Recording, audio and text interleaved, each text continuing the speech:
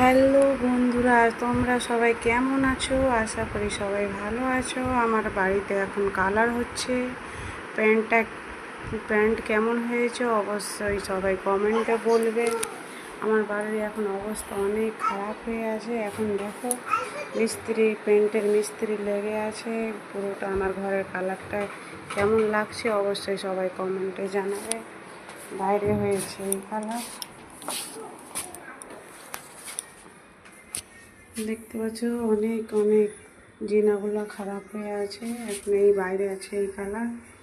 অবশ্যই কমেন্টে বলবে কেমন হয়েছে।